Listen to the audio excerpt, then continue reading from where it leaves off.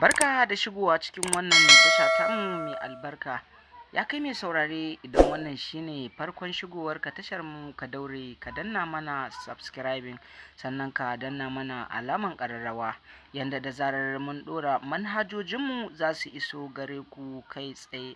Ya kai mai saurare, wannan waka ta Nura M Inuwa wato ta 2025 tana kan layi, saboda haka ka saurari tashar mu domin samun wannan waka ta 2025. Nura M Inuwa yana nan da wasu waƙoƙi waɗanda yi alƙawarin zai sakar muku su a 2025, wato waƙoƙi ne waɗanda ya yi nazari a kansu domin nishaɗantar da ku, wato masoyansa waɗanda suke bibiyarsa a dare da rana da kuma sanyi da zafi. Saboda haka ku kasance da tashar mu domin samun waƙoƙin Nura M Inuwa a kan kari.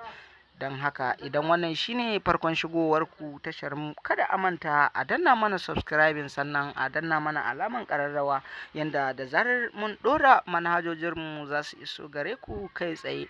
Saboda haka ga faifan waƙar Nura M Inuwa nan, ɗaya daga cikin waƙoƙin da za ku samu a 2025. Saboda haka na ce kada a manta da mu a danna mana subscribing, saboda wannan ita ce alama wacce za ta inga nuna mana ana tafiya tare, kuma ana so a tsira tare. Mun gode, a kasance da tashar